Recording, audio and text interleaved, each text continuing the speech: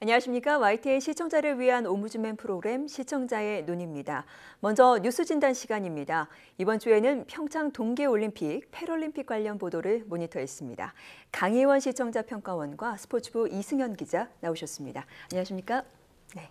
평창 동계 패럴림픽까지 모두 무사히 마쳤습니다. 개최국으로서 자존심을 세울 수 있는 메달 소식들도 이어졌는데 평가원님은 관련 보도 어떻게 보셨습니까? 네, 많은 우려 속에 개최되었던 평창 동계올림픽과 패럴림픽이 성황리에 막을 내렸습니다.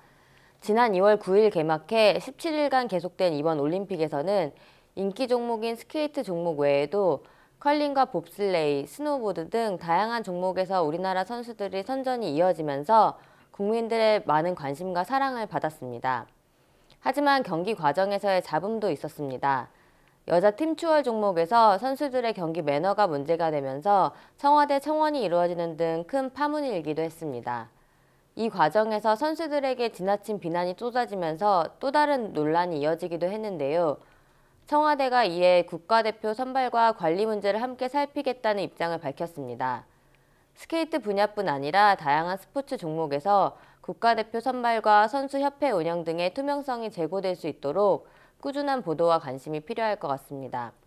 전체적으로는 우리나라가 역대 최대 메달수를 기록하는 등 다양한 선수들의 활약을 지켜볼 수 있었던 뜻깊은 대회였는데요. 우려와 달리 경기장 운영이나 빙질에 대한 긍정적인 평가가 이어졌습니다. 이와 관련해서 이번 올림픽의 경기 운영이나 세계 선수들의 경기 내용과 관련해서 어떠한 평가가 이루어지고 있는지 설명 부탁드립니다. 네. 올림픽 개최 전에는 사실 그 자원봉사자 처우 문제라든지 교통 문제 이런 문제들이 불거지면서 과연 잘 치를 수 있을지 우리의 목소리가 참 높았는데 대회가 모두 끝난 지금 어떤 평가들이 나오고 있나요? 네, 일단 말씀하신 것처럼 평창 동계올림픽은 사실 개막 전부터 각종 우려 또 논란 속에서 시작이 됐다 이렇게 말을 해도 과언이 아닙니다. 사실 러시아의 도핑 문제로 러시아가 출전할지 여부가 좀 불투명해지면서 당장 이렇게 흥행에도 빨간불이 켜졌다는 보도가 잇따랐었고요. 또 북한의 참가 여부가 뜨거운 관심사로 떠올랐고 이 남북 단일팀 구성 여부 역시 이 최대 관심사 가운데 하나였습니다. 또 각종 우려와 논란이 있었지만 일단 대회를 모두 마친 지금 와서는 이 내외신 평가를 보면 대부분 호평일색입니다. 간단히 정리를 하면 남북 단일팀을 구성하면서 평화올림픽의 의미를 분명히 했고 또 저비용 고효율의 이 개폐막식 또 매끄러운 대회 운영 이런 것들이 대체로 잘 운영됐다 또 잘 마무리됐다 이런 평이 나오고 있습니다. 또 평창올림픽 개폐막식 기억하실 겁니다. 굉장히 화려했고요. 또 의미 있는 행사가 진행이 됐었는데 이 전체 예산이 668억 원이었습니다.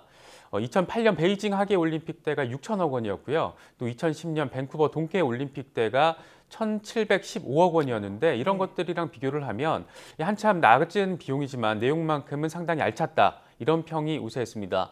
또 로이터 통신은 이렇게 평가하기도 했습니다. 이 화려한 불과 얼음의 개회식이었다. 이 생동감이 있었다. 이렇게 평가를 했었고요. 또 영국의 BBC는 이렇게 말을 했습니다. 이 모든 공연이 상당히 세밀하게 구성이 됐다. 이렇게 극찬을 했고요. 또 개회식에서 남북 공동 입장은 이 한반도 역사의 의미뿐만 아니라 이 세계 평화의 의미까지 더했다는 평입니다. 이 한국의 원윤종 선수 그리고 북한의 황충금 선수가 이 한반도 길을 맞잡고 들어선 것을 놓고 하나 된 한반도가 평창 동계올림픽 개회식의 모든 조명을 받았다. 이런 평가도 나왔습니다. 이 대회 운영과 관련해서도 호평이 우세한 모습입니다. 이 캐나다 토론토 스타의 경우에는 평창 동계올림픽의 문제는 흠 잡을 게 없는 것이 문제다. 이렇게 치켜 세우기도 했었고요. 또 외신에서 아시아에서 처음 개최되는 동계올림픽이지만 리우 하계올림픽과 비교해서도 큰 문제가 없었다. 이렇게 호평을 했습니다. 또 토마스 바우 국제올림픽위원회 위원장 역시 역대 올림픽 가운데 음식과 관련해서 선수단의 불평이 단 한 건도 없는 경우는 처음이다. 이렇게 밝히기도 했습니다. 이 조직위는 경기장과 선수촌, 미디어촌 등에 300여 개 시설이 있는데 모두 4천여 명을 투입을 해서 이 대회 기간에 500만씩을 제공을 했습니다. 또 최첨단 장비를 활용한 보안 검색, 또 대테러 안전 활동 등도 상당히 좋은 점수를 받았습니다. 다만 앞서 말씀하셨던 것처럼 이 자원봉사자의 처우, 또 노로바이러스 등의 문제점 등은 상당한 문제점으로 또 지적이 되는 경우가 있었습니다. 이 한국갤럽이 지난 2월 27일부터 이틀 동안 이 전국 성인 남녀 1,008명을 대상으로 조사한 결과를 보면 이 국민의 80% 이상이 성공적인 대회로 평가한 것으로 나타났습니다. 지난 2014년 인천 아시안게임 당시의 설문에서는 이 47% 정도만 성공적이었다 이렇게 평가한 것과 비교를 하면 상당히 높은 수치라고 볼 수 있습니다. 정리하면 초반에 각종 우려와 또 논란에 비해서 이 대회가 폐막한 지금 돌이켜보면 전반적으로는 성공적인 경기 운영을 이끌었다 이렇게 보면은 조금 내 외신의 평가와 상당히 부합하는 거라고 생각할 수 있을 것 같습니다. 네, 세계가 지켜보는 초대형 행사일수록 안전하게 끝나는 게 아무래도 최우선 과제일 텐데 이 또한 잘 풀어내서 다행입니다. 평가원님 관련 보도 보면서 또 어떤 생각하셨나요? 네, 동계올림픽이 성공리에 폐막한 후 연이어 평창 패럴림픽이 진행되었는데요. 역대 최대 규모인 49개국 570명의 선수가 참가한 가운데 성공리에 마무리가 되었습니다. 이미 성공적으로 올림픽을 치르고 난 이유이기 때문에 대회 운영에 관한 우려를 적었지만 장애인 참여나 경기 중계 시간을 둔 지적이 이루어졌습니다. 사전에 편의시설을 확충한다는 보도가 있었지만 실제로는 장애인을 위한 교통편 준비가 미흡했고 현장에서도 장애인을 위한 편의시설이 적어 정작 장애인들의 경기 관람이 어려웠다는 지적이 나오면서 아쉬움을 주었습니다.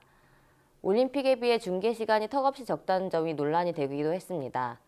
영부인 김정숙 여사가 경기를 여러 차례 관람하면서 관심을 환기했고 인기 배우들도 팬들과 함께 경기를 관람했다는 소식이 전해지기도 했는데요.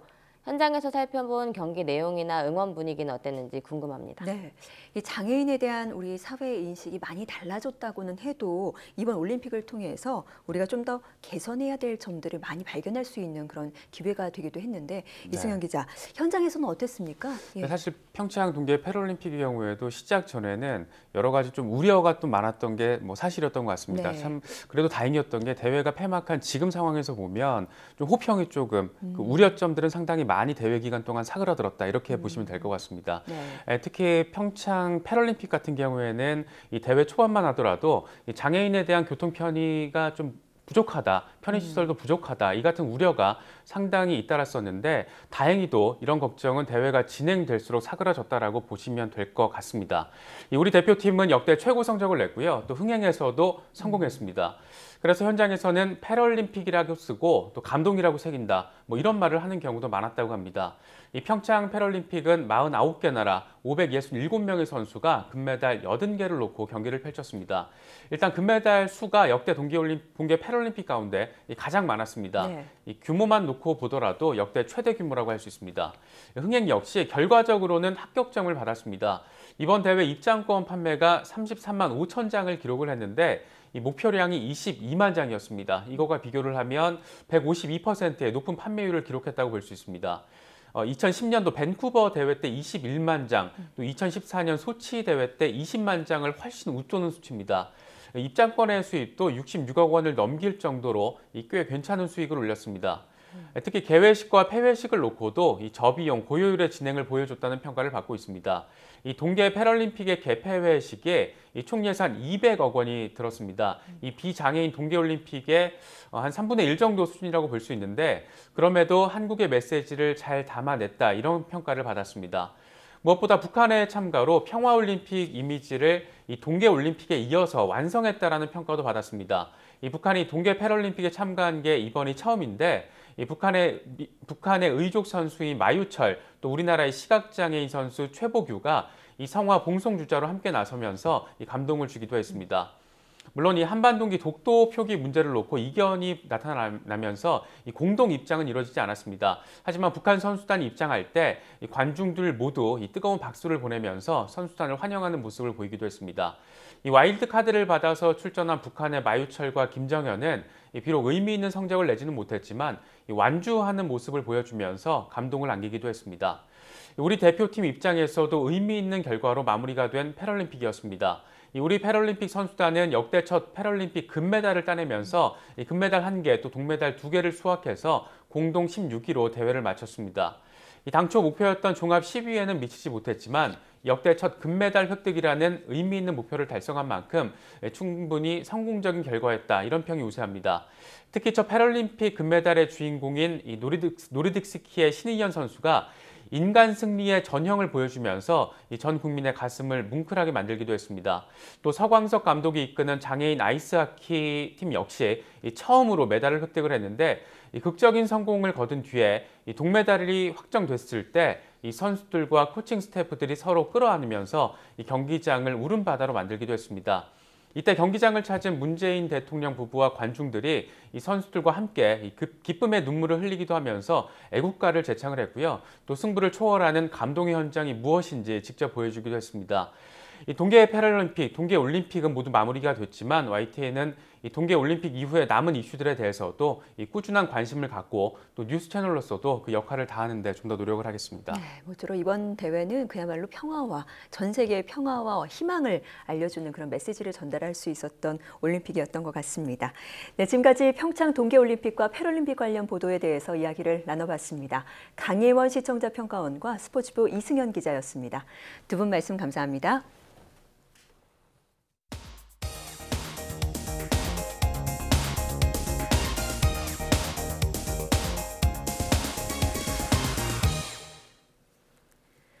지상파 DMB 채널인 YTN DMB 프로그램을 평가하는 내가 본 YTN 순서입니다. 이번 주에는 다큐 S프라임과 뉴스 Q에 대한 정은정 평가원의 의견을 들어보겠습니다. 시청자 여러분 안녕하세요. YTN DMB 시청자 평가원 정은정입니다. 봄이 오면서 춘곤증도 함께 찾아오기 마련인데요. 나른한 오후 늘어지는 몸을 일으켜줄 달콤한 커피 한 잔이 간절해지는 요즘입니다. YTN DMB의 다큐 S프라임은 지난 방송에서 최근 더욱 인기를 끌고 있는 달콤한 맛의 기원과 설탕에 대한 대립된 입장들을 소개했습니다.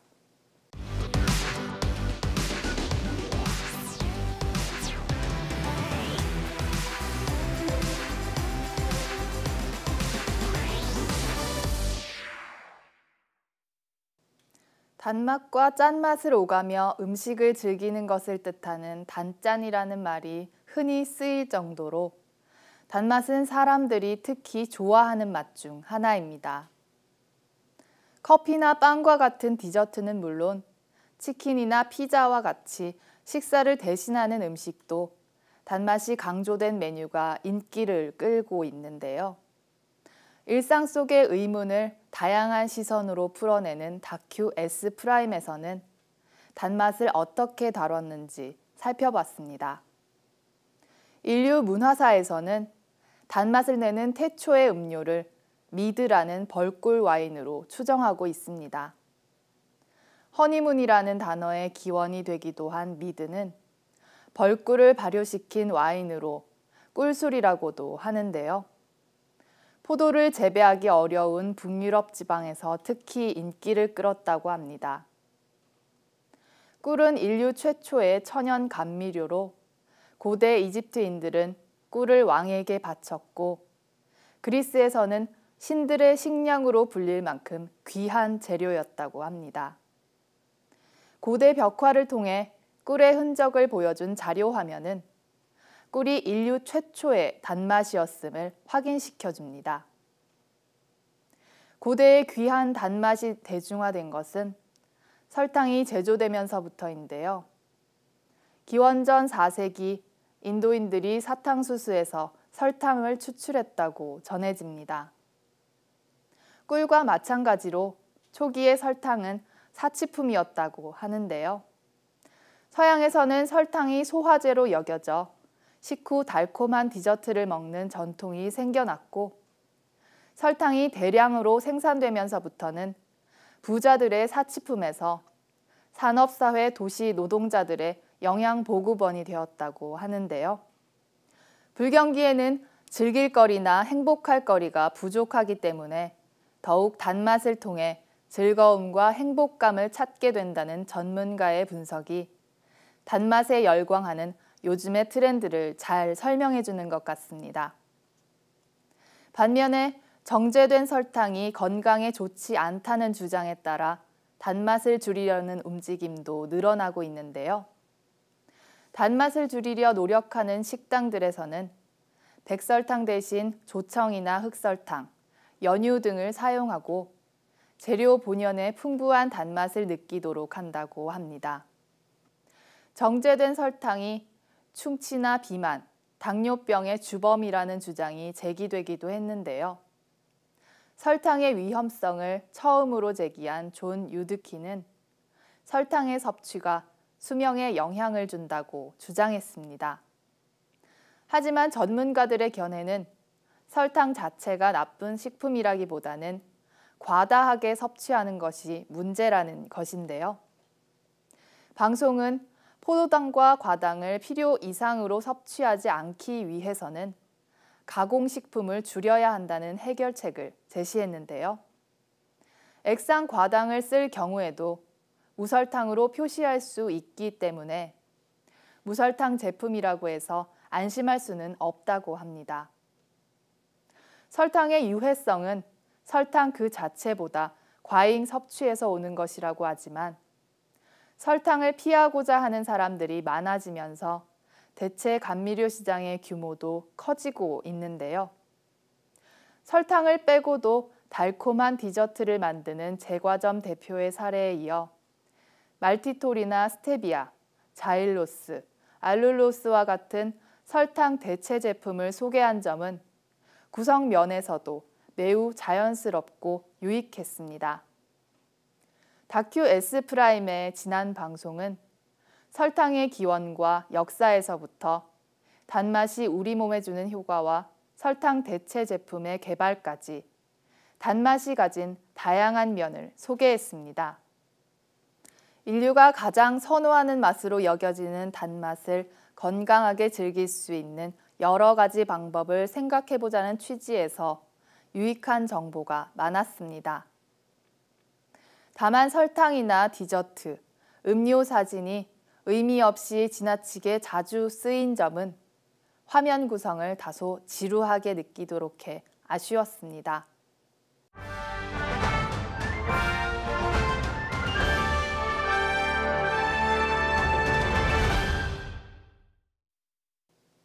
올해 최저임금은 지난해보다 16.4% 오른 7,530원입니다. 최저임금 인상으로 인건비가 상승해 물가가 올랐다는 주장도 있으나 우리나라 노동자들의 상당수는 여전히 저임금에 시달리는 형편입니다. 매년 지적되고 있지만 변화가 없는 이 문제에 대해서 YTN은 어떻게 보도했는지 살펴봤습니다. 경제협력개발기구 OECD가 발표한 보고서에 따르면 우리나라의 저임금 노동자 비율은 23.7%라고 합니다. 4명 중 1명꼴이 저임금 노동자인 우리나라의 현실을 꼬집고 있는데요. OECD의 비교 대상 26개 회원국 중 3번째로 높은 수준입니다. 저임금 노동자는 해당 국가의 전체 노동자 중 중위 임금의 3분의 2 미만을 버는 노동자를 뜻한다고 합니다. 비교가 포함되는 내용인 만큼 주요 개념에 대한 정확한 정보를 빠짐없이 제공하는 것이 필요할 것으로 보입니다. 우리나라의 저임금 노동자 비율이 4명 중 1명꼴이라는 사실은 수년째 변함이 없습니다. 매년 보고되는 OECD나 한국노동연구원의 조사 결과가 반복적으로 보도되고 있지만 크게 달라진 점이 없습니다. 이런 점은 다른 OECD 국가들과의 비교 그래프를 통해서 더욱 분명하게 드러나는데요. OECD 국가들의 저임금 노동자 비율은 평균 16%이며 벨기에, 이탈리아, 핀란드 등은 한 자릿수 수준이었습니다. 직장당 평균 재직 기간도 OECD 평균인 9.27년에 비해 3년 이상 짧은 5.82년이었습니다. 평균 재직 기간이 1년 이하인 노동자는 30%를 넘었으며 소득 불평등 지표 중 하나인 소득 10분위 배율도 5배에 육박해 소득 불평등이 심각한 것으로 나타났습니다. 주요 내용을 박스로 구성해 숫자를 크게 드러냈는데요. 수치 자체보다는 비교에 의미가 있는 데이터이기 때문에 가로막대와 같이 시청자가 직관적으로 차이를 느낄 수 있는 시각 자료를 활용하는 것이 보다 효율적으로 정보를 전달하는 방법이라고 여겨집니다. 우리나라가 OECD 비교 국가 중에서도 저임금 노동자의 비중이 높다는 점은 계속해서 지적되어 온 문제입니다. 저임금 노동자를 비롯해 국내 고용시장 전반에 대한 기획 보도들도 이어지기를 기대해 봅니다.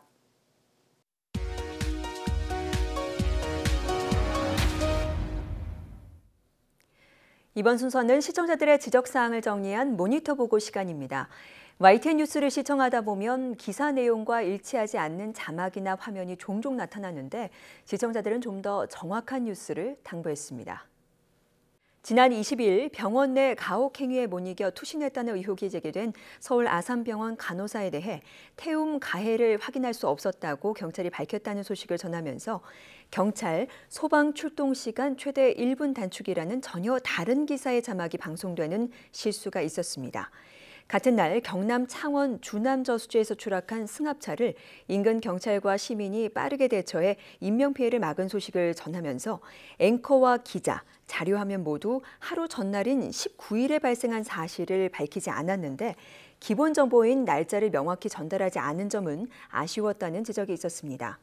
그리고 대림산업 임직원들이 하청업체로부터 결혼식 축하비 등으로 억대의 금품 수수를 했다는 내용을 전했는데 정작 뉴스에서는 이 사실을 발표한 경찰청의 모습만을 제시했을 뿐 논란의 당사자인 대림산업과 관련된 내용을 화면으로 전혀 제시하지 않았습니다.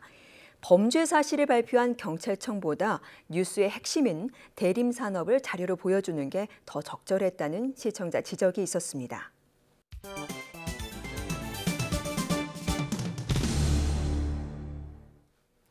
언론 전문가로부터 우리 언론의 문제점과 발전 방향 등을 들어보는 매체 비평 시간입니다. 오늘은 최인호 고려대 교수로부터 국제뉴스와 패럴림픽 뉴스로 본 다양성이라는 주제의 논평을 들어보겠습니다. 예전에 서울 주재 외신 기자들을 상대로 일을 하던 때 여러 나라 언론사 기자들을 만나서 자주 들었던 얘기 중 하나는 한국의 국제적 위상이나 문화 수준에 비하면 국제뉴스의 비중이 너무 작다는 것입니다.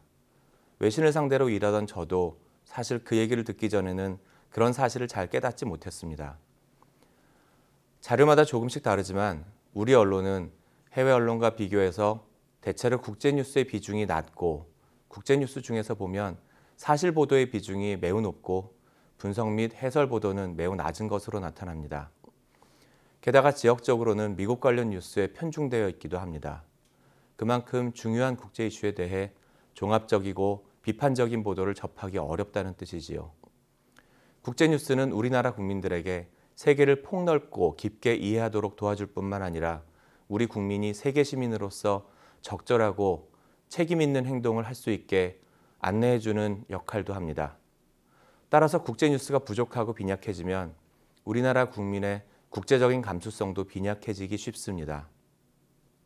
여러 가지 구조적인 문제로 인해 언론사 내에서도 국제뉴스가 주목받지 못하는 게 사실이지만 뉴스 소비자에게 세계에 대한 보다 다양하고 균형 잡힌 관점을 제공하기 위해 언론이 보다 힘써 주셨으면 하는 바람입니다.